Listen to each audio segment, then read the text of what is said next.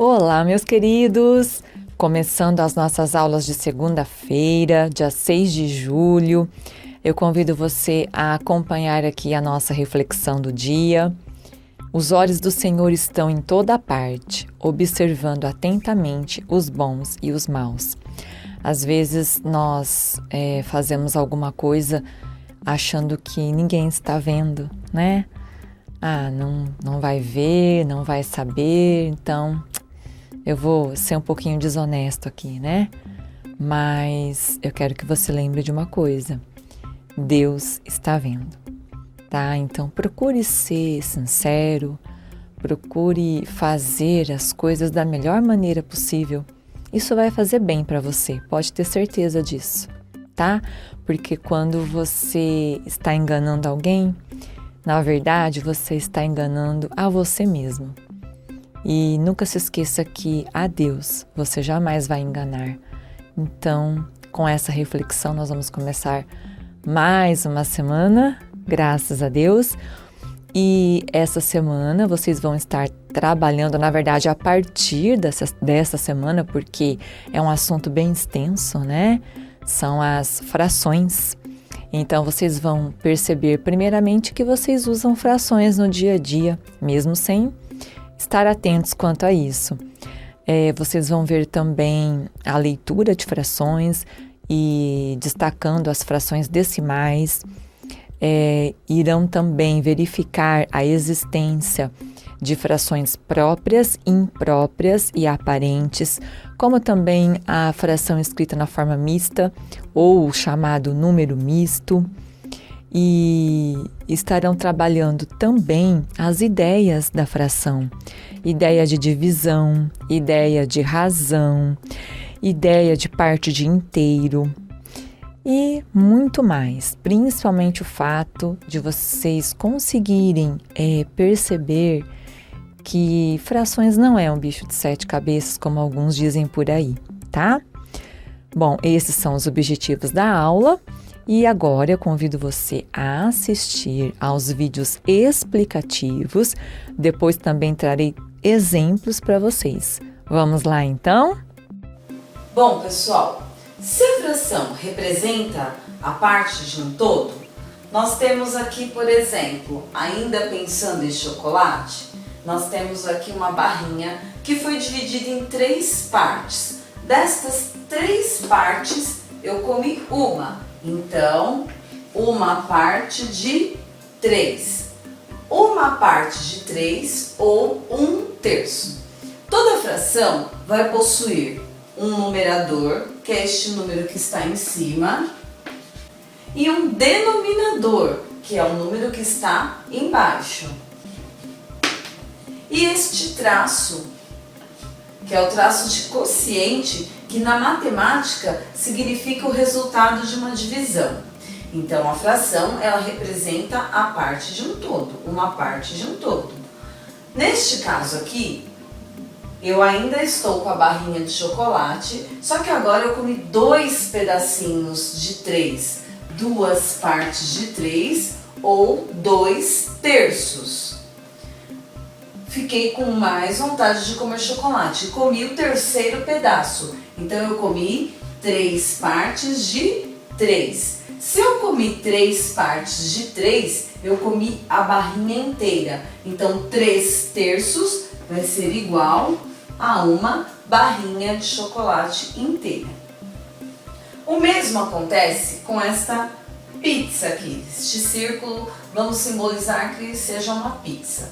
Vamos supor que a sua mãe comprou uma pizza e todos estavam com fome e comeram a pizza inteira, ou seja, 8 pedaços de 8, 8 partes de 8, 8/8, que foi uma pizza inteira. Agora eu quero mostrar para vocês um outro exemplo, um pouquinho diferente.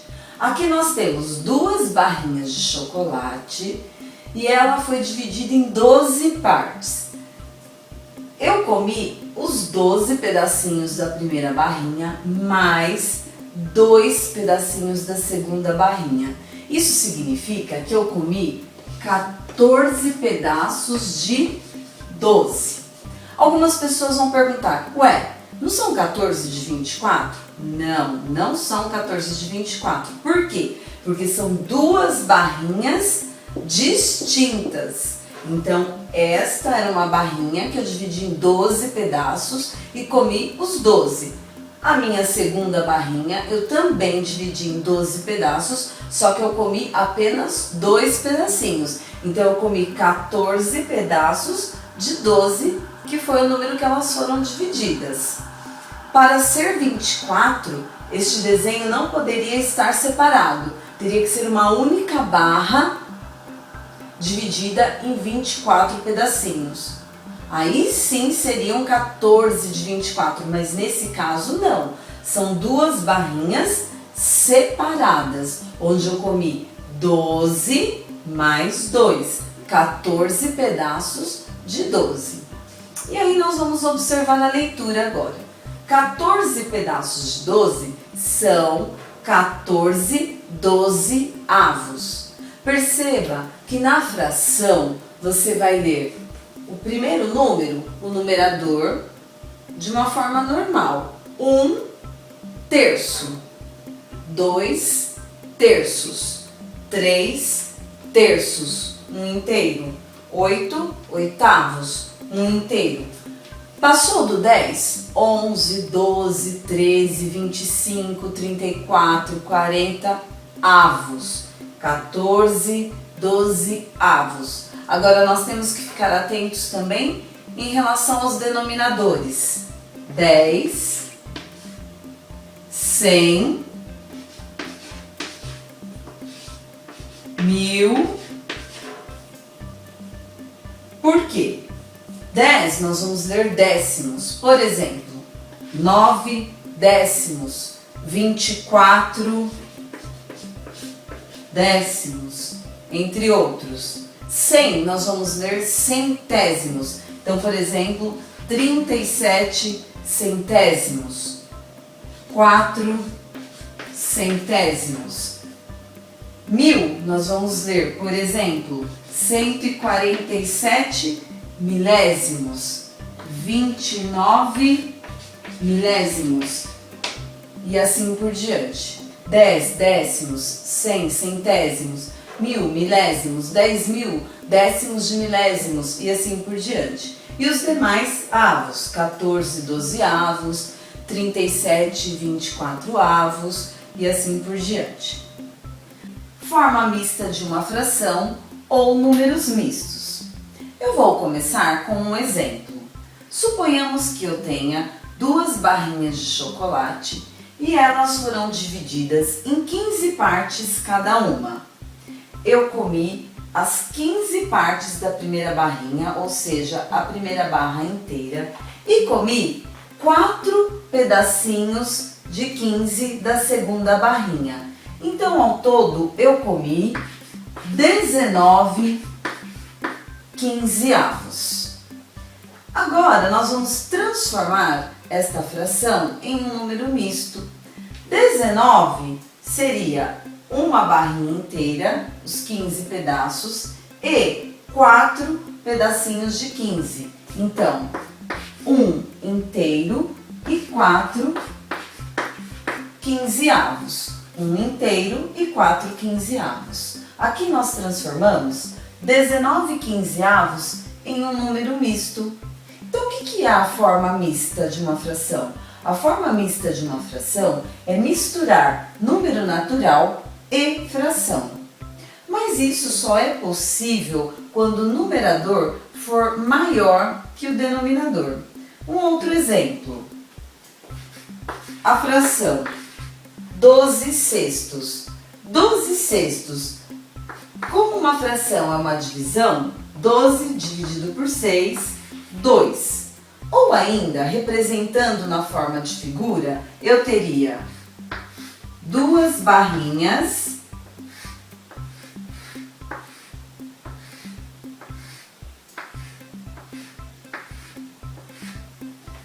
divididas em 6 partes cada uma. Então, seriam 12 pedacinhos de 6, Suponhamos que fossem 2 barrinhas de chocolate também e elas foram divididas cada uma em 6 partes. Comi uma barrinha, comi outra barrinha. Comi 2 barrinhas inteiras. Agora vamos supor que eu tivesse uma outra fração.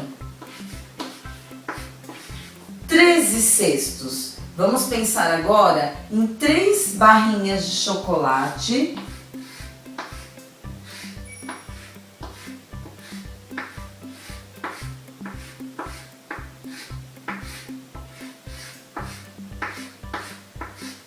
E essas 3 barrinhas foram divididas em 6 pedaços cada uma. Comi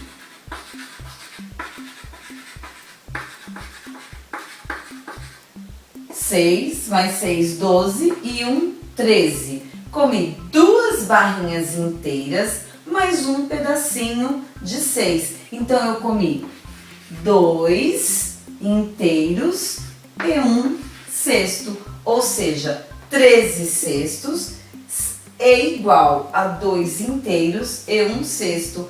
13 cesto está escrito na forma mista. Mas perceba que eu só posso fazer isso quando o numerador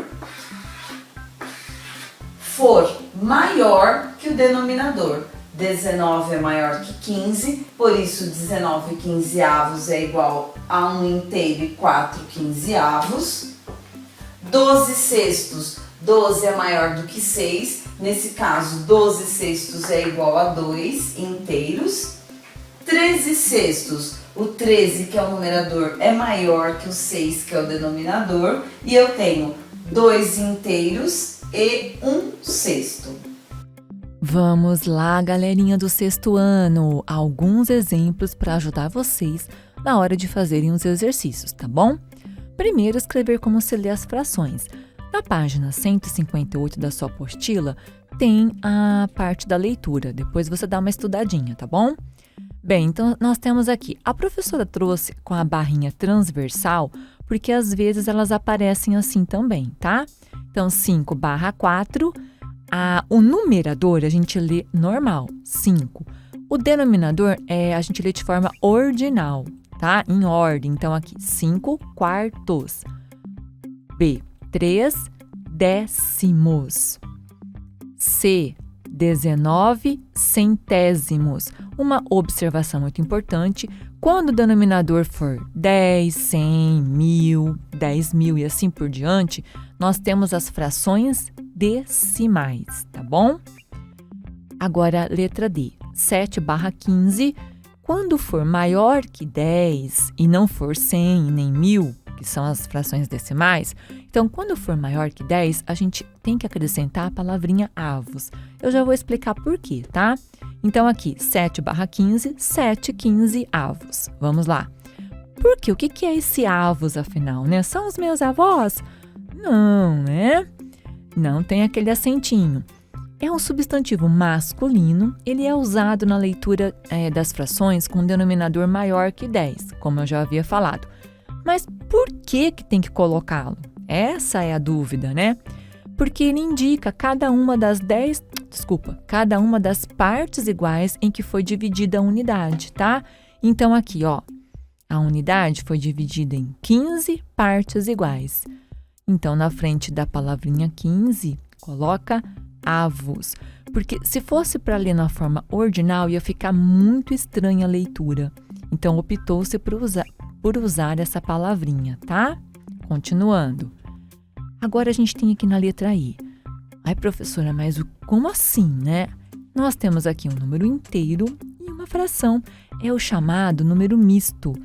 A própria palavrinha já deixa bem explicadinho. Misto é uma mistura. Mistura um número inteiro, tá vendo aqui o 3, com uma fração, 1/2. Então, como que a gente lê? 3 inteiros e 1/2. Continuando, exercício 2. O meu avô me diz que tem R$153 e que 1/3 desse valor é meu. Então, quantos reais vou ganhar do meu avô? Presta atenção na fração. 1/3. Então, significa o quê? Que o inteiro foi dividido em 3 partes. E dessas 3 partes, uma, né, é minha. Tá vendo? 1/3 desse valor é meu. Então, uma parte é minha. Mas primeiro, eu preciso pegar o inteiro. Quem é o inteiro? O valor que o vovô tem. Aqui, ó. R$153. Ele tem que ser dividido por 3, tá? O denominador indica em quantas partes o inteiro foi dividido, tá? Então, o denominador é o número que vem após o traço, tá bom? Então, ele foi dividido em 3 partes. Então, aí você vai fazer 153 dividido por 3, que é igual a 51. O probleminha não disse que 1/3 desse valor é meu? Uma parte é minha? A professora aqui, ó, colocou o desenho para você, tá vendo, ó? É um retângulo dividido em 3 partes iguais, tá? Aqui a representação fracionária dele, 1/3. E nós descobrimos, fazendo a divisão, que uma parte equivale a R$51. Então, cada parte desse retângulo, em que ele foi dividido em 3 partes, cada parte é 51, tá? Se nós juntarmos as 3 partes, nós vamos ter R$153. Mas não é todo o dinheiro que o vovô vai me dar, é 1/3, é uma parte. Então, apenas aqui, R$51. Apenas não tá ótimo, né? Um presentão, para falar a verdade aqui, né? Então, resposta, vou ganhar R$51.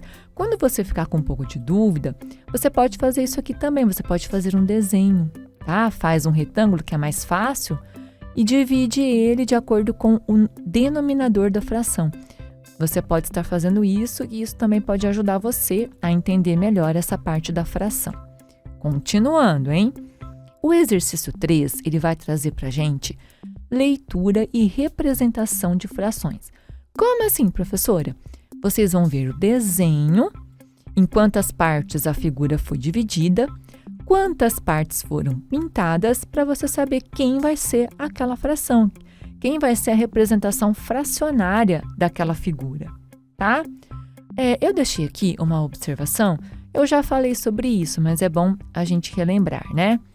A parte de cima, ou antes do traço, porque nem sempre o traço vem na horizontal, né? Então, aqui, ó, o traço está certinho na horizontal. Normalmente, ele vem assim, mas a professora colocou na transversal, porque também vocês poderão ver daquela outra forma, tá bom? Então, é importante que vocês saibam a outra forma também.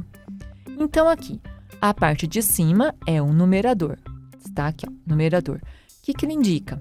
Quantas partes do inteiro foram utilizadas, tá? E a parte de baixo é o denominador. O que ele indica? A quantidade máxima de partes em que foi dividido o inteiro. Então, olha aqui essas frações, ó. Todas as figuras aqui, todos esses retângulos, foram divididos em 5 partes iguais. O primeiro retângulo pintou apenas uma parte. Então, nós temos 1/5. Então, só uma parte foi tomada, foi utilizada, tá? Já na o segundo retângulo, tá vendo? Pintou 2 partes, então eu tenho 2/5. O terceiro retângulo, olha aqui, pintou 4 partes, então eu tenho 4/5. Tá joia? Então, quando você ver uma figura que foi dividida em partes iguais e você ver algumas partes que foram coloridas, para você saber escrever a fração que aquela figura representa, basta primeiro você contar em quantas partes a figura foi dividida, tá? Então, aqui tudo 5. E para você saber quem vai ser o numerador, basta você ver quantas partes foram coloridas, pintadas, tá bom? Então, vamos ver aqui alguns outros exemplos? Presta atenção, ó. Aqui, o retângulo foi dividido em 2 partes e dessas 2 partes foi pintada apenas uma. Então, nós temos aqui 1/2, que a gente lê 1/2. Então, o denominador é sempre a parte, indica sempre o número de partes em que a figura foi dividida. Vamos para o próximo, ó. Este retângulo foi dividido em 1, 2, 3 partes. Então, 3 é o denominador, tá? Quantas foram pintadas, coloridas? Apenas uma. Então, 1 é o numerador. 1/3, como a gente faz a leitura? 1/3. Continuando. Essa próxima figura, tá? O que aconteceu aqui nesse círculo? que aconteceu aqui nele?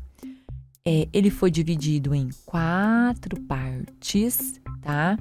Dessas 4 partes, então tá vendo aqui, ó, 4.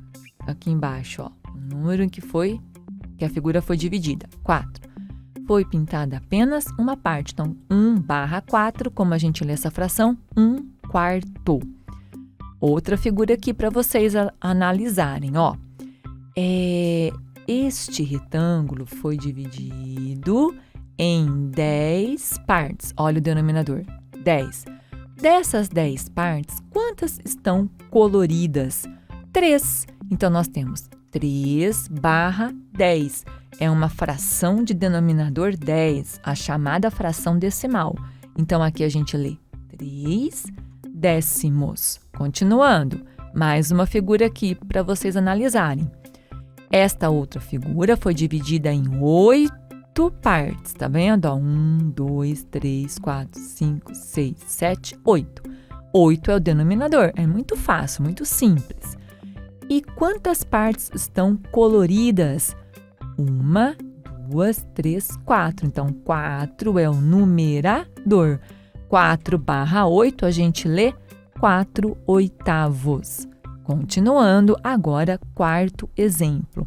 Esse quarto exemplo, ele traz para vocês os tipos de frações, tá? Então, nós temos aqui 3 tipos. As próprias, o que acontece nas frações próprias? O numerador é menor que o denominador. Então, observa, 3/5, 3 é menor que 5. 1/2, 1 é menor que 2. 15/26, 15 é menor que 26. Então, frações próprias, simples assim. É aquela que você já está acostumado, tá? Agora, a próxima, que quando foi descoberta, causou muito espanto, né? Mas como assim? Como assim ultrapassar o denominador? Então, isso é possível sim. São as frações impróprias. Foi tão assustador que é como se elas tivessem sido chamadas de proibidas, né? Impróprias, né? De tão assustador que foi na época essa descoberta. Depois, felizmente, com o passar do tempo, se estudou mais sobre o assunto e viu que não era tão absurdo assim, né? Mas as impróprias traz o seguinte: o numerador é maior que o denominador. É o contrário das próprias, tá bom? Então, olhem lá. 8/5. 8 é maior que 5. 13/6. 13 é maior que 6. 29/12. 29 é maior que 12. Agora tem um detalhe, tá? Quando numa fração imprópria o numerador for múltiplo do denominador, ou então ele for divisível pelo denominador, ela vai ser chamada de fração aparente. Então, olha aqui, ó. 8/8. 8 é divisível por 8, tá? 8 dividido por 8 dá 1. Coloquei aqui para você, ó. 8 dividido por 8 dá 1. Depois, 6/2. 6 é divisível por 2. 6 é múltiplo do 2. 6 está na tabuada do 2. 6 dividido por 2 é igual a 3. Está aqui. 10/5. 10 é divisível por 5. 10 dividido por 5 é igual a 2. Então, quando isso acontecer, você puder dividir um numerador pelo denominador, tá? E obter um número natural, toda vez que isso acontecer, vai ser uma fração aparente. Então, aqui temos essa primeira atividade aqui, do exemplo 4. Classifique cada fração imprópria, aí coloca só a letrinha P para ficar mais rápido, ou imprópria, a letrinha I. Própria é aquela normal que você está acostumado, tá? 1/3, própria. Beleza. 3/8, própria. Muito bem.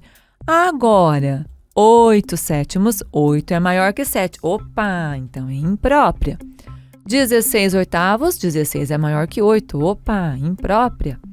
30 décimos, 30 é maior que 10. Opa, imprópria. Viram que aqui eu também fiz de propósito, coloquei uma com a barrinha na transversal, porque você pode ver assim, tá? Normalmente você vê igual tá na A, na B, na C, na D, com a barrinha horizontal mesmo. Mas você pode ver assim também. Agora, veja quais frações. Dentre as que você marcou imprópria, então você só vai analisar agora a partir da letra C, porque foi a partir da letra C que você marcou imprópria. Mas vou analisar o que, professora? Quais são as frações aparentes, tá? Mas como que eu faço isso? Quando você conseguir dividir o numerador pelo denominador, tá? 8 por 7. Por um acaso, na tabuada do 7 tem o 8? Não. Então, essa C, esquece, não pode ser aparente. Agora, vamos para D. 16 e 8. Na tabuada do 8 tem o 16? Sim. 2 vezes 8 é igual a 16. Opa, então essa daqui é uma fração aparente. Vamos ver a próxima? 30 décimos. 30 está na tabuada do 10? Claro! Quando você dividir 30 por 10, você vai ter 3 como resultado, tá? Então, aqui a professora deixou aqui para vocês verem, 16 oitavos, o que você tem que fazer? 16 dividido por 8 igual a 2. 30 décimos, 30 dividido por 10 igual a 3. Por que eu não marquei a letra C, professora? Porque não tem como dividir 8 por 7 e encontrar um número natural. Lembra que um número natural não pode ter vírgula? Veja bem, a professora não disse para você que é impossível dividir o 8 por 7. Não foi isso que eu disse. Você pode sim dividir o 8 por 7. Só que tem um detalhe. O quociente será um número com vírgula. E isso não interessa para nós, porque nós temos que escrever o número natural. E número natural não possui vírgula. Por isso que a letra C está fora desse exercício aqui. Só podemos colocar quando o resultado da divisão do numerador pelo denominador, ele for um número natural, um número inteiro, sem nada de vírgula. Combinado então, sexto ano? Bons estudos para vocês! Bom, pessoal, terminamos assim a nossa aula de hoje. Ficou aí a lista de exercícios para vocês fazerem com calma, com bastante atenção. Bons estudos para vocês e até a nossa aula de amanhã. Tchau, tchau!